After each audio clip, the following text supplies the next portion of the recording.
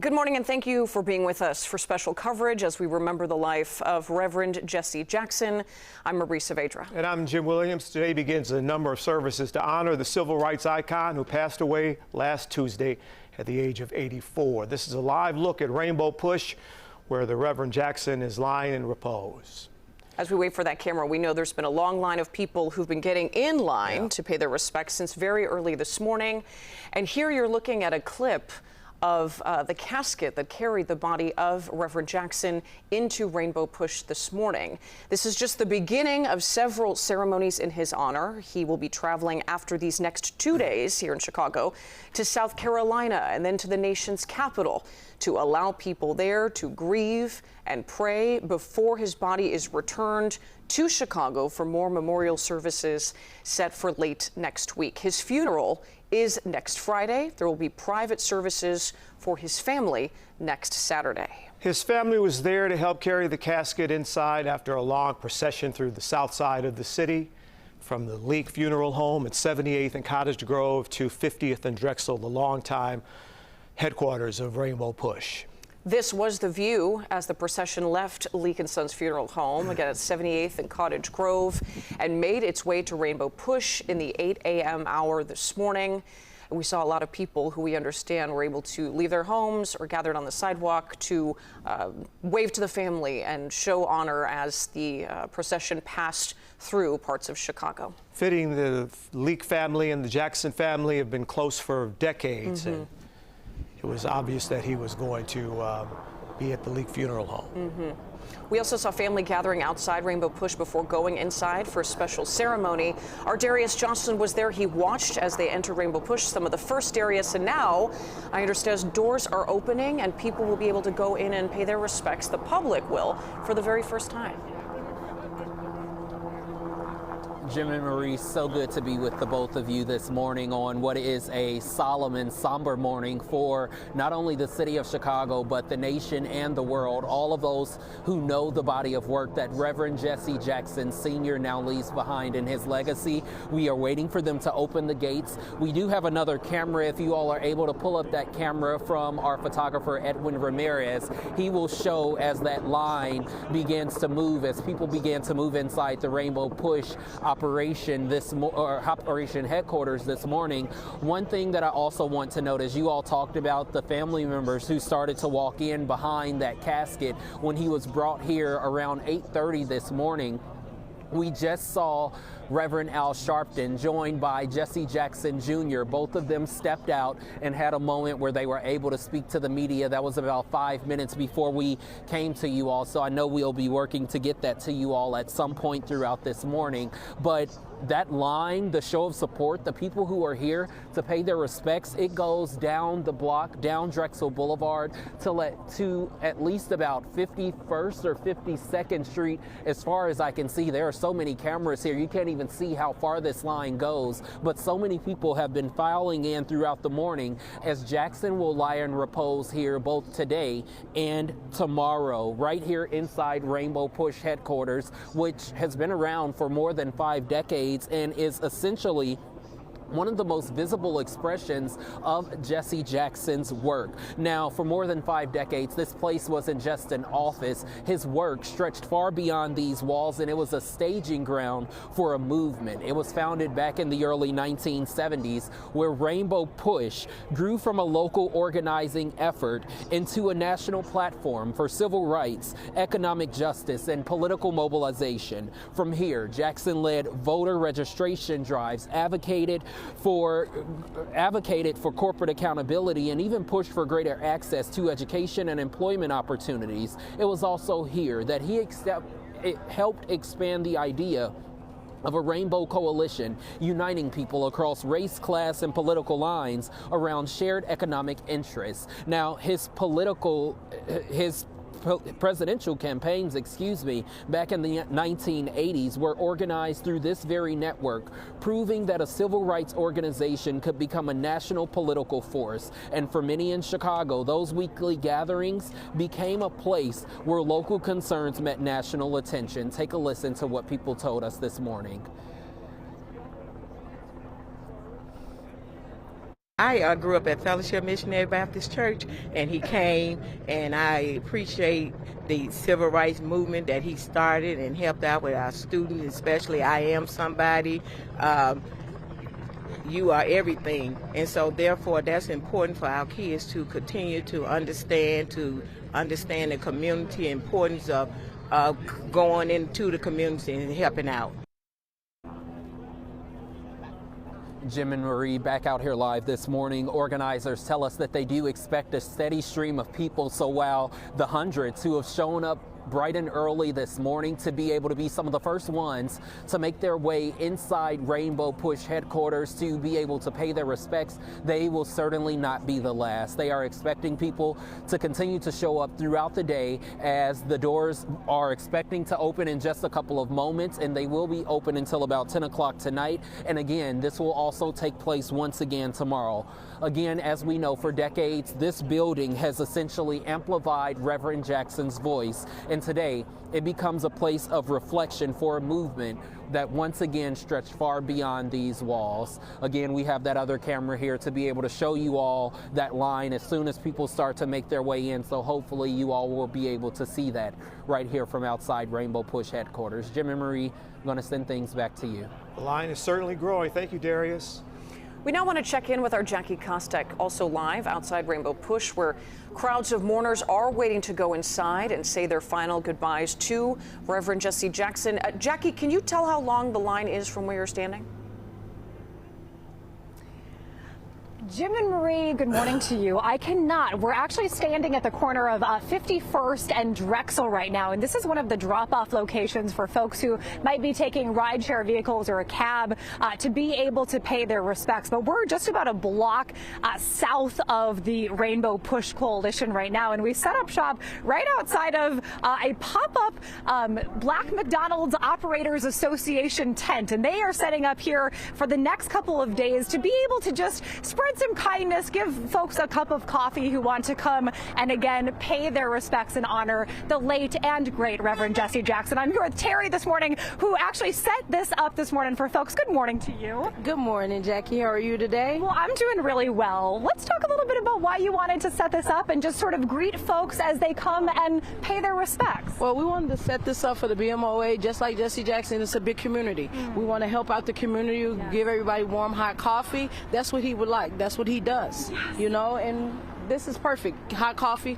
It's cold outside, and pay your respects. It sure is. I will say that I even got a cup of coffee from you this morning because you have built a little community out here this morning. What did Reverend Jesse Jackson mean to you? Well, Reverend Jesse Jackson, he means a lot to just the community itself, Black people in general.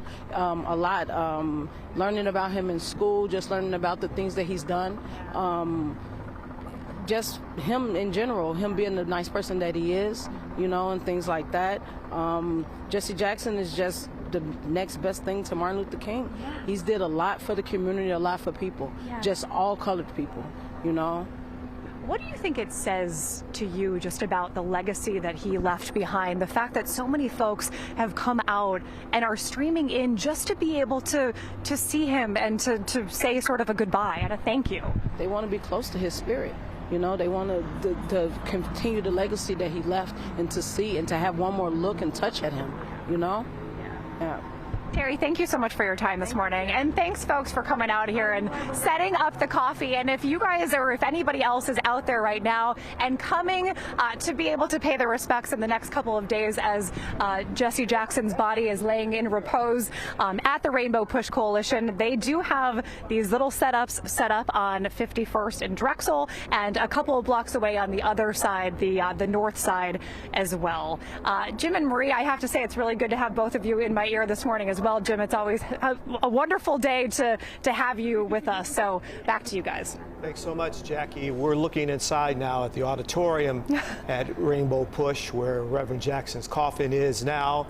Yeah, thank you. Standing by the coffin are his children, and we're told Mayor Brandon Johnson is there as well. Yeah, here is another full look, and there you see family and Mayor Johnson. The family again started their mourning at Leak & Sons Funeral Home in Chatham, and then the body was taken here to Rainbow Push in Kenwood, and the doors are about to open shortly so that the public can come in and pay their respects. Of course, the Rainbow Push Coalition stands as one of the most visible expressions of Reverend Jesse Jackson's life's work. For more than 5 decades, this was not just an office, it was a staging ground for the movement. We all remember those Saturday morning meetings. That we do. Many people have that as such a foundational memory who grew up here in Chicago. Founded in the early 1970s, Rainbow Push grew from a local organizing effort into a national platform for civil rights, economic justice, and political mobilization. From here, Jackson led voter registration drives, advocated for corporate accountability, and pushed for greater access to education and employment opportunities. It was also there at Rainbow Push that he helped expand the idea of that Rainbow Coalition, an effort to unite people across race, class, and political lines, ultimately around shared economic interests. His presidential campaigns in the 1980s were organized through that very network, proving that a civil rights organization could also become a national political force. For many in Chicago, weekly gatherings at Rainbow Push became a place where local concerns were able to ultimately meet national attention. For generations, children and adults will hear the words, "Keep hope alive," hear the words, "I am somebody." He took the phrase, "Keep hope alive," and made it tangible. Because of that impact, organizers do expect a steady stream of people throughout the day at Rainbow Push. Again, the doors opening any moment, and then they'll be open until 10 o'clock this evening. For decades, this building amplified Reverend Jackson's voice. Today it becomes a place of reflection for a movement that stretched far beyond these walls. Many of us longtime Chicagoans remember when the Operation Breadbasket, which was part of the SCLC organization Dr. King founded. We remember a lot of his Operation Breadbasket meetings were at the old Capitol Theater at 79th and Halsted before moving to the former synagogue in Kenwood now. And Jim, for those who weren't aware or didn't have, actually, let's go to Lauren Victory. She spent the morning along the procession route as the casket of Reverend Jackson traveled to Rainbow Push. She joins us now from 49th and Drexel. Lauren, good morning. Good morning. It's nice to hear Jim share some memories. It's really interesting. This is a time of grieving, of course, but so many people that we are encountering have smiles on their faces. They really, truly, fondly remember the Reverend Jackson and everything he stood for, and those Saturday services at Rainbow Push Coalition. We are here at 49th and Drexel, one of the other designated rideshare drop-off locations, and you can see the line is also stretching in this direction. Lots of people here with walkers, people that are in their older years, but I also just noted a young woman walking by with a baby in a stroller. So there are people here trying to educate the younger folks about what Reverend Jackson means. Doors open shortly, as you mentioned, but some people were already up bright and early to pay their respects. We spotted a handful of people that popped out of their building near 60th and Cottage Grove to wave to the procession as it passed by just after 8 o'clock this morning. We spoke with a woman named Marilyn Scott who bundled up with a coffee and a fuzzy jacket to say goodbye to the Reverend on behalf of her mother. Scott says it was her mom who helped form Push when it first started, and she feels blessed to be alive today with changes she feels would not have occurred without Reverend Jackson. I was a child during the civil rights movement. I was down in East St. Louis, Illinois, being raised by an aunt, and I can remember coming home and seeing the city being burned. And then seeing what Jesse and Martin Luther King was trying, and I hate to say use the word try, but what they were doing. Back out here live, it's another look at the line that's stretching north from 49th to 50th. Rainbow Push is down over yonder. Again, people of all ages, colors, and creeds are showing up to say their goodbyes, and we'll be sure to check in with you in a little bit as we start talking to some of the folks showing up. Back to you guys in the newsroom. Thank you, Lauren. Our Darius Johnson is also live for us at Rainbow Push, and I understand Mourners just started going in. Darius, we can see them right there over your shoulder.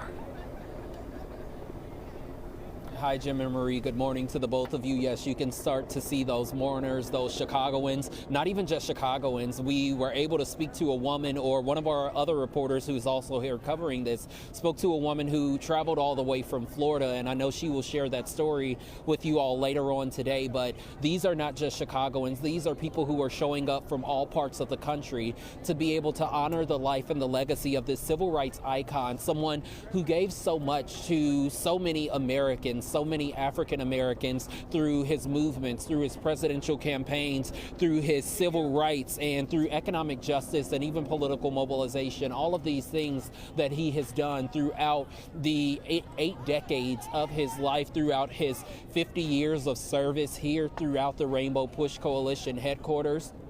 Again, you see those people from our other photographer's camera, those people who have started to make their way in. You can really see that there's a line outside of Rainbow Push Coalition headquarters right now along the steps as people start to make their way in. Some of the first people who are going to be able to make their way in and pay their respects, they showed up as early as 7 a.m. this morning, and many of them are people who lived through the civil rights era, some of them even getting emotional and really taking in that moment, understanding that this is the final journey to someone who is essentially a historian, someone who walked alongside Dr. Martin Luther King Jr., someone who fought for so many rights. These people are now walking inside the Rainbow Push Coalition headquarters, where Jackson led voter registration drives, advocated for corporate accountability, pushed for greater access to education and employment opportunities, someone who also just pushed for more political opportunities for African Americans and for African Americans to be taken more seriously. Again, he ran back in the 1980s, but I think, as so many people have said this morning, America was not ready for a black man to be in a political office, especially sitting in the White House at that time. However, his work, his body of work, his advocacy, all of the things that he has done since then really paved the way for someone like a former President Barack Obama to be able to run, for someone like former Vice President Kamala Harris to even throw her name in that hat as well, as she had her presidential campaign. So many of those people who are here, they say that is why they are showing up, because they would not be here today if it wasn't for the opportunities that Reverend Jesse Jackson Sr. provided to them and the fight that he made within their community. Another thing that we've started to see so far this morning, we've started to see younger people show up as well. People who did not live through the civil rights era. We've seen high school students getting off of school buses, those students here because they want to know more about Reverend Jesse Jackson Sr., their teachers telling them how important this moment is and how important of an activist and a political figure that he is, to where you need to know him, you need to come and you need to pay respect, regardless if you watched any of his work or not. That's where they have this big jumbotron sitting out here this morning, showing some of his most notable moments, some of his most notable speeches, from I Am Somebody to even his speeches while he was running for president back in the 1980s. So this morning, this is really a profound moment. It is almost surreal in so many senses, just standing here on this media riser. It's surreal just to know what today is, just after being here just last week when we first learned about his passing, me standing alongside so many of these people who are here this morning, everyone feeling the weight and the impact of this loss. So again, Jim and Marie, this will be a long day, a long mourning period for all of those who are showing up. Again, the doors just now opening, and they will be open until 10 o'clock tonight as he lies in repose here inside the Rainbow Push Coalition headquarters, for people to show up and honor and respect his life and his legacy. Again, I think one of the biggest things that continues to come to mind, one, you see the black, red, and the green flags that are billowing over the Rainbow Push Coalition headquarters this morning. Those are symbolic of Black History Month. his death coming during Black History Month. So there are so many symbolisms within that, but also as we get ready for this week-long celebration from Chicago to his home state of South Carolina to DC, even returning back home here to Chicago, this is everything that his family talked about, sharing their patriarch with the world. And as they get ready to have his homegoing services and celebrations, they are still sharing him with the world. So I think that is a moment to really think about who his family is, who they are, how they continue to honor his life and legacy, and how they continue to share the man who they love so much with so many people who are strangers, but strangers who have become family over so many years. Sending things back to the two of you in studio this morning.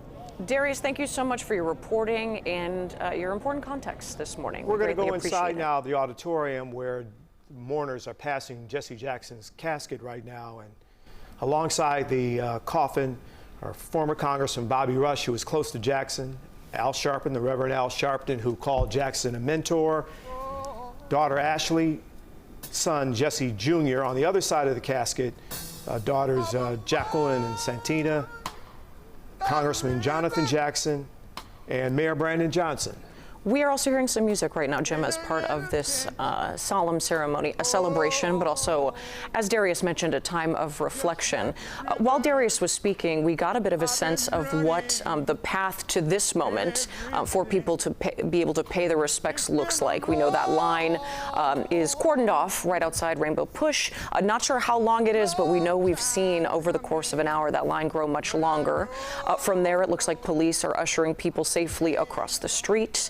Then they are going through some sort of security procedure, then getting in line to be able to come inside Rainbow Push and bow their heads, shake hands with the family, express their sorrow and the impact that Reverend Jackson has made, no doubt, on their lives. And the people standing alongside the casket, it seems, are shaking all the hands.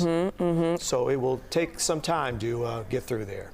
Reflection of the community and truly the coalition that Reverend Jackson has created around him. We now want to go back live to our Jackie Kostek. She is outside and speaking with people who have gathered today to get in this line and share their reflections on the late Reverend Jackson. Jackie?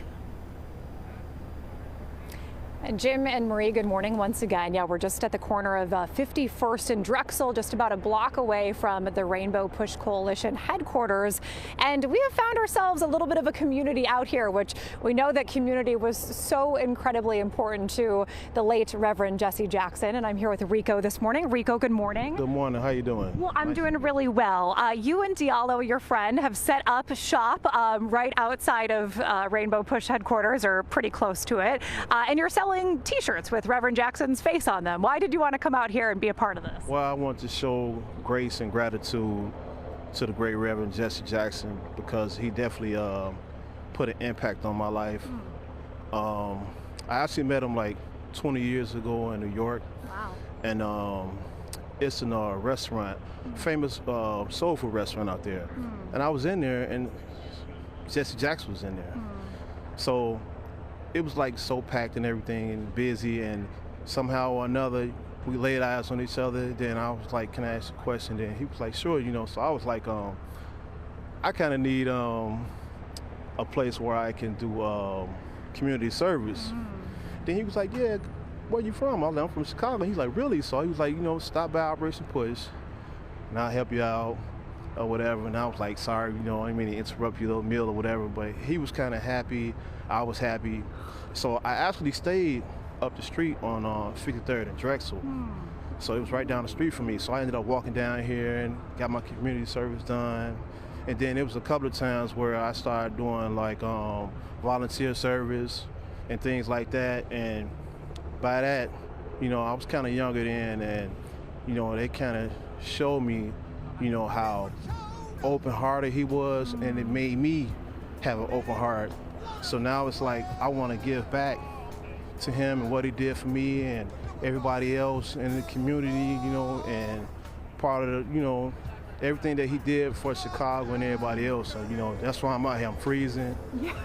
And, you know what I'm saying, like, it's not about the money. It's just that what he did for me, you know, I can't speak for everybody else, but what he did for me, and, you know, I just kind of want to give back, you know, and it's like, and then on top of that, you know, he passed away around Black History Month. That's like great historic to him, you know, and I know he didn't have to, you know, he didn't want to just keep going through all the suffering he was doing, you know, with his health issues and stuff like that. So that's why I'm out here, just showing grace. And the grace that he showed you too in the moment. I mean, you think about someone just coming up to him in a restaurant. I mean, I imagine that he was with friends or family in that moment, or other civil rights leaders. And he took the time and was present with you in that moment, which is something that I don't know that everybody would have done. But what do you think that says about who he was as a human being and how much of a legacy he's left behind and what that legacy is? Appreciative of that, because, you know, he saw it in my eyes. He saw like this guy kind of really wanted to talk to me, and he kind of needed some help. And you know, when he saw that in me, that's when I kind of wanted to change myself and do better for myself and the community as well as my family, and show my kids and grandkids like how to learn how to just have love and grace for people in the world. Because right now it's so rough out here, you know. So it's like, that's why, you know, somebody like me, maybe I can try to help somebody out to just try to show gratitude amongst each other, no matter what color you are, you know. So that's why I'm out here. That is such a beautiful thing. Yeah. Did you stay in touch with Reverend Jackson? Did you ever see him again in person, or have that person-to-person touch? The Million Man March, it was in D.C. Okay. I couldn't really get to him as much. Of course. You know what I'm saying? There was. There were a million people. Yeah, there were a lot of people. Lots of people. You know, it's like I was just glad to be there, be part of history and things like that. Yeah. So yeah, so you know, like a lot of other times I really couldn't see him, but I definitely saw him a lot of times when I was cleaning up, sweeping up around Operation Puss. Yeah. So he seen me and was like, "Hey, I remember you," you know, and yeah, so you know. And it's just the dignity of every human being that I think he was able to see, that again has just left this like profound legacy. And I see it even on the t-shirts that you're selling. I am somebody, keep hope alive. I mean, those messages still resonate today, and maybe we need them more than ever today.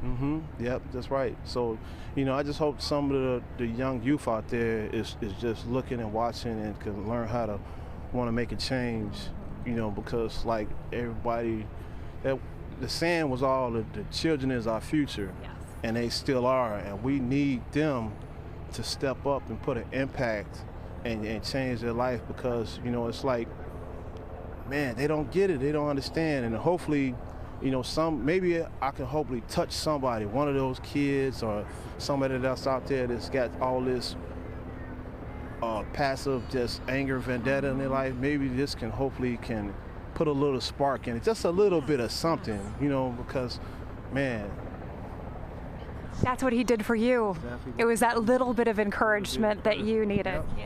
Yep. Yeah.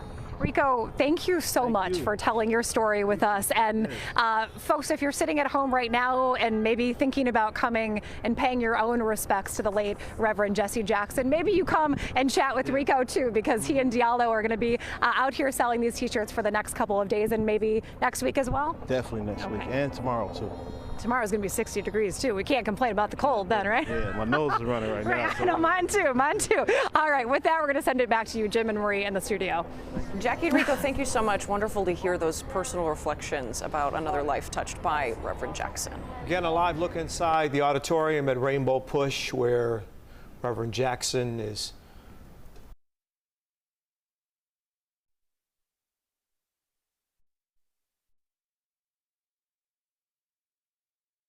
and former Congressman Bobby Rush. And let's listen into some of the music that's being played as people file past.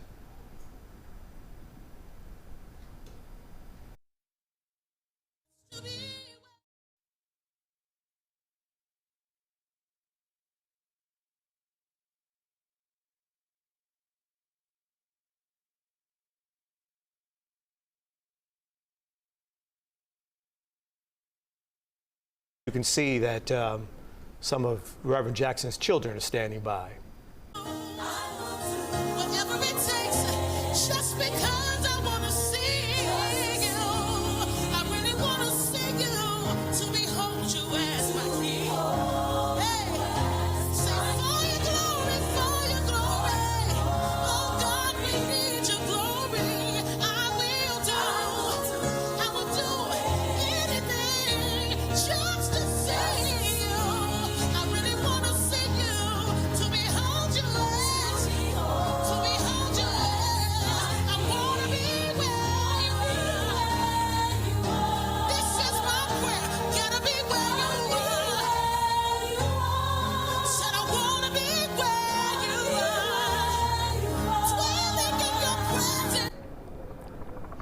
We now want to go to our Lauren Victory, who's been along the procession route earlier this morning. Now she's outside Rainbow Push, where people are gathering and getting into that line so that they can pay their respects at the casket of Reverend Jackson. Lauren, are you speaking to folks out there who are telling you how important it was for them to come out today?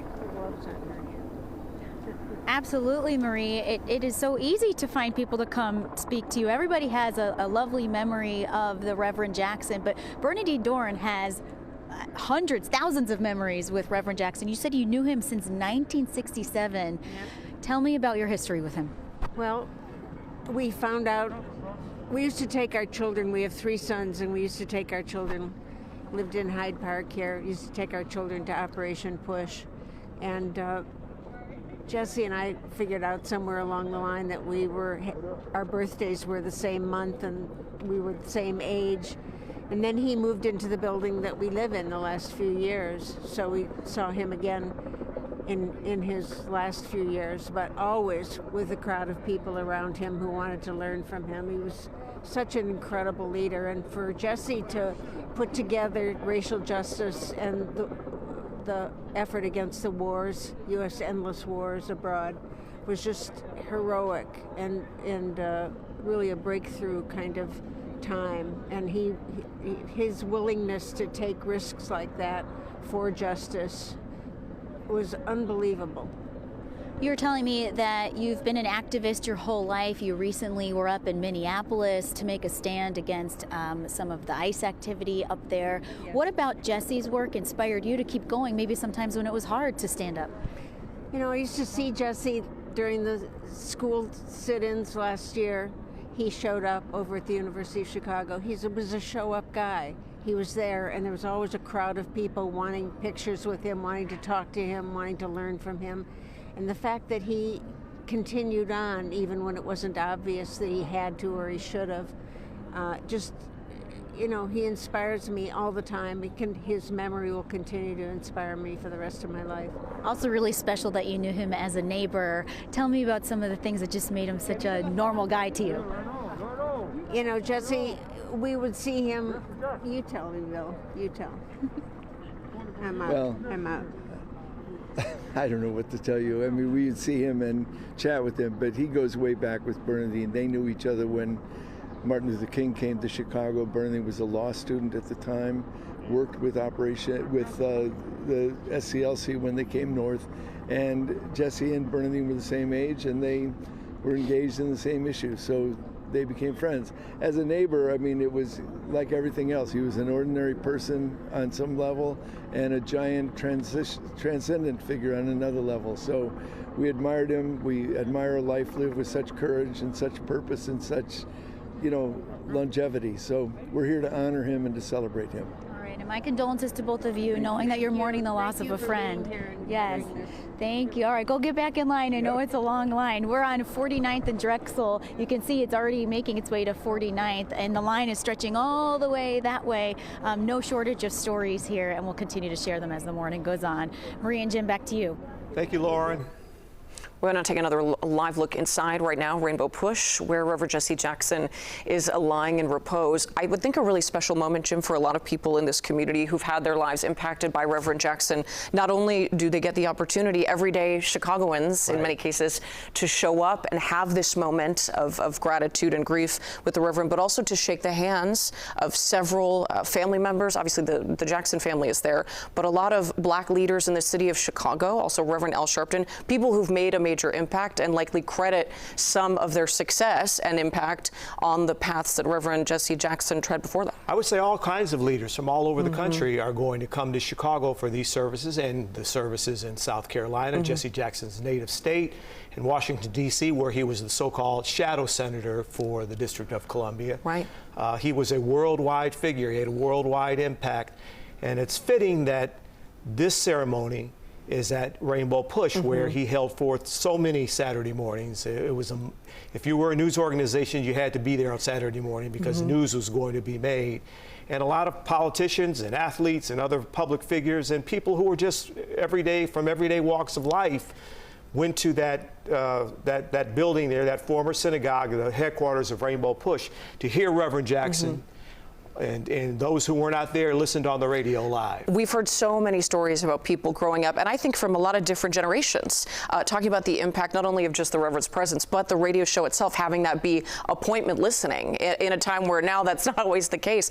But that was just such a formative time and left an impact. And until his illness really took hold, he was always in motion, always traveling somewhere, always on an airplane, always on a bus to spread what he believed to be the right remedy for the United States. And even after he shared his diagnosis, I mean, we saw him on stage at the DNC. He was still, I would say, probably out as much as maybe he or his doctors or his family would allow him to be. Well, I was listening to a clip, or looking at a clip on YouTube of Reverend Jackson at Aretha Franklin's funeral a few years ago. And he said, I recently disclosed that I have Parkinson's disease. He said, as you get older, these things creep up on you. But he kept going, even in the grip of that disease. That he did, and that is just one of the many things, no doubt, that he will be remembered for.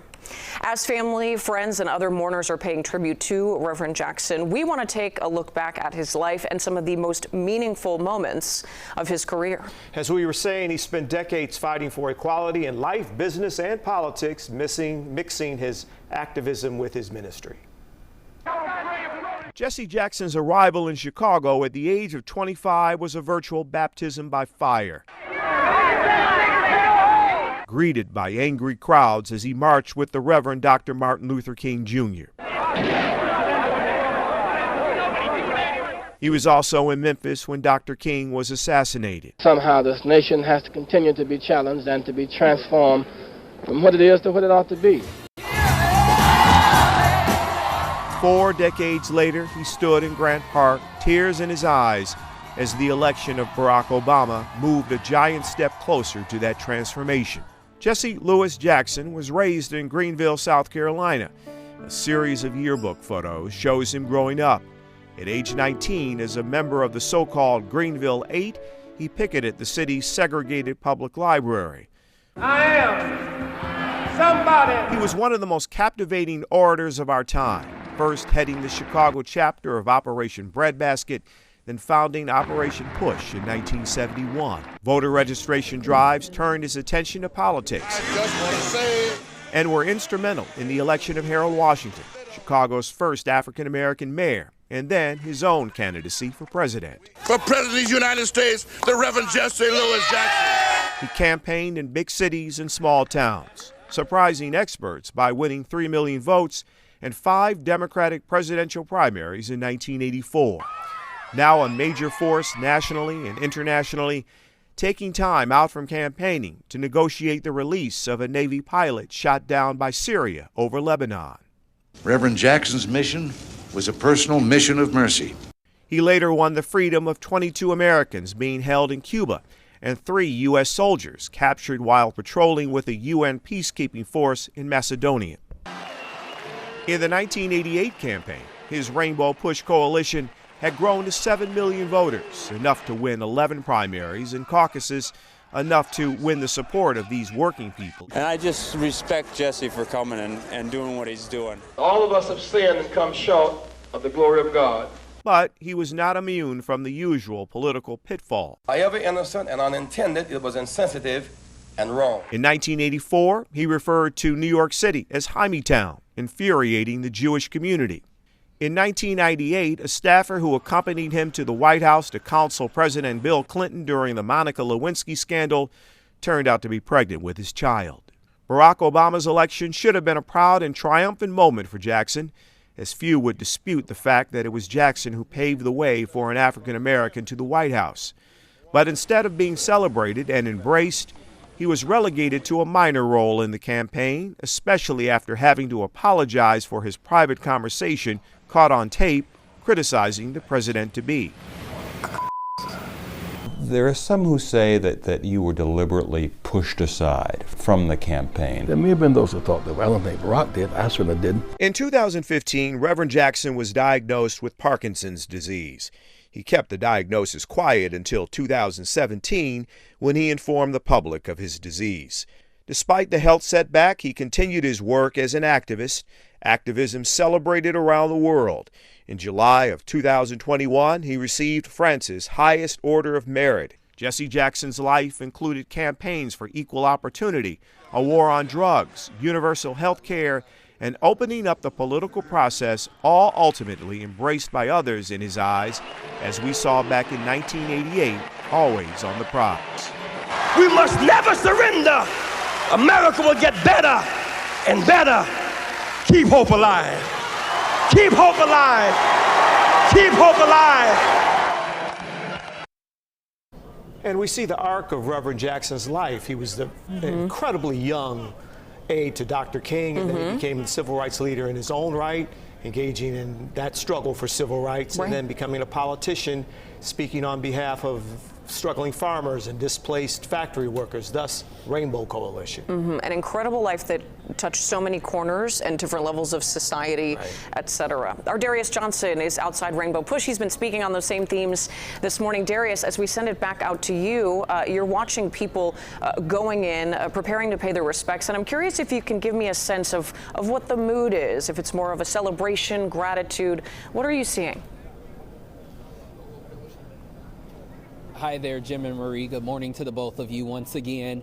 You know, the mood has changed as the morning has gone on. I can tell you at first, when the hearse first arrived with his casket and with his family joining him as they walked inside the Rainbow Push Coalition headquarters this morning, it was solemn, it was somber. So many people were honestly seemingly holding back a lot of emotions, no tears, but you can tell that they were holding back emotions, and so many people had so many profound things to say about Reverend Jesse Jackson Sr. Since then, it almost appears as if the mood has turned more into a joyful celebration. So many people, what's remarkable, I'm looking at this one gentleman who's speaking to our reporter, Sade Gray, who will speak at 11 o'clock today. This gentleman is holding a photo that says Jesse Jackson, Voice of the People, with all of these photos of Reverend Jesse Jackson Sr. throughout his lifespan, from those moments that you just talked about, Jim, when he was a young man walking alongside Dr. Martin Luther King Jr., from those moments throughout the civil rights era, all the way through the points of his presidential campaigns in the 1980s, and even his times here on those many weekends that you just talked about here inside the Rainbow Push Coalition headquarters. And that is something that I think so many people are showing up for today, to be able to honor and pay their respects to a man who many people call a great, a man who really embedded his life and rooted his life into helping others and helping America live up to its promise and advancing opportunities for African Americans, for people of color. One thing that his family spoke about just last week was talking about how they pushed for more black women to be on air, be anchors and reporters here throughout the city of Chicago. Right now you're taking a look from our photographer Edwin Ramirez, who is right there at the doors of the Rainbow Push Coalition as another flood of people get ready to make their way in. We know that there have been people who have started to make their way out as well after they've been able to go in and pay respects to the family, pay respects to Reverend Jesse Jackson Sr. And all of those who show up today, Marie, you talked about those different moods. It's been gratitude. While it has been emotion, it has been gratitude. So many people who are thankful for the work that he has done throughout the 8 decades of his life, 84 years on this earth, where he has given so much of it to strangers, all because he wanted this to be a better place for people who looked like him, creating a better landscape overall across so many sectors, from education to economics to political campaigns to politics, so many different areas, all things that, Jim, you spoke about throughout that story. As we talk about the people who are showing up here this morning, I want you to take a listen to what one person told us. He was standing in line around 8 a.m. just moments after his body was taken inside the Rainbow Push Coalition headquarters. It just feels good and great that he was a part, that I was a part of that history, and knowing that I'm standing on his shoulders, because he paved the way for so many to understand the importance of getting out, supporting the community, and making sure that we understand what it is to go out to help one another and help and pass down traditions. so his legacy will live on because of the things that he have done to help this society. And bear with me, you guys, I just got something. That gentleman that I was saying Sade was speaking to behind our cameras, this is what it says, and Tim, let me know if you need me to bring it up or down. It says, Jesse Jackson, voice of justice, a life of activism, leadership, and rainbow dreams, which is so fitting to be standing outside the Rainbow Push Coalition headquarters this morning. This is that image here. I'm not sure if you all were taking a look at it, but Jesse Jackson, voice of justice, a life of activism, leadership, and rainbow dreams. Just take a look. You can see that photo right there outside of in Memphis the day of Dr. King's assassination. You can see other photos of Dr. King. You can see those photos of Reverend Jesse Jackson throughout his tenure, standing side by side with so many people, even Nelson Mandela here as well, him receiving a medal, all of these different accolades throughout his life. And at the bottom you can see a timeline speaking about his life. Born in Greenville, South Carolina, going all the way to the international diplomacy efforts, and even his later years in passing, talking about his Parkinson's disease diagnosis back in 2017 when he gradually began to step back from his leadership, and finally his passing just last week. So this is just so profound, and this is what someone brought here this morning as so many people get ready to show up and continue to honor the life and legacy of Reverend Jesse Jackson. It is examples like that. It is those bodies of work that people will remember for so many generations and so many decades to come. So I think this is yet another symbolism of the gratitude that people feel, all of the ways that people feel that this stranger, this man who gave so much of his life to others, why they call him a neighbor, why they call him a friend, why they call him a respectable figure, an icon throughout many decades and throughout this generation. We're live here outside the Rainbow Push Coalition headquarters this morning. I'm Darius Johnson. Jim, Marie, back to you. Darius, thank you. Yes, a remarkable life. 60 years of activism and service. Incredibly important and meaningful to the people gathered here today, and also those watching around our neighborhoods and around the world. This is another live picture inside Rainbow Push Coalition, where you see people are gathered. They are in line to go up to the front there, where there are flowers, and the Jackson family gathered, as well as we know Reverend Al Sharpton and Mayor Brandon Johnson. These people will be able to have their moment at the casket of Reverend Jackson and also shake the hands of those who are there standing in honor next to, be it a father, a colleague, an inspiration to the many people who've had a life that was along a path frequently referenced as tread by Reverend Jackson, efforts he made to make it possible that so many people would be in leadership, so many African-American people, but also, like you said, that Rainbow Coalition really promoting access for so many who may not have had the voice that they thought they would. And those of us of a certain age can't remember a time when Reverend Jackson wasn't around. Mm-hmm. He was a ubiquitous figure in Chicago and around the world, but especially here in Chicago, where he made his home for the last 60 years. Jim, I also think because of the reverence of a certain generation, the generations below have held that same respect and honor and education of the impact that Reverend Jackson made. Though after some protests and incidents with police, there were some younger folks who thought, well, maybe Jesse Jackson's time had passed, but he was still in the fight and certainly had his admirers among young people. And a presence. We'll see that today as we expect the lines to continue likely through 10 o'clock tonight, Jim, when Rainbow Push will keep its doors open for this first day of the public paying their respects. As you see here, mourners are passing the casket of Reverend Jackson. Rainbow Push will welcome people again, until 9 o'clock this evening, not 10 o'clock. It'll be until 9 o'clock. People will pay their respects to the Reverend Jesse Jackson at Rainbow Push for the next 2 days. His bodies will be then transported to South Carolina and then the nation's capital to allow people there to grieve and pray. His casket will then return to Chicago for memorial services late next week. His public funeral is next Friday, with private services for his family happening next Saturday. As we take another live look inside, this is where we will focus our attention for much of the day for our coverage here on CBS News Chicago, continuing, I should say, in our news at 11 o'clock. Steady stream there, and they are being greeted by Jesse Jackson's children and the Reverend Al Sharpton, former Congressman Bobby Rush, and Mayor Brandon Johnson. Thank you for being with us this morning. More coverage throughout the day here on CBS News Chicago.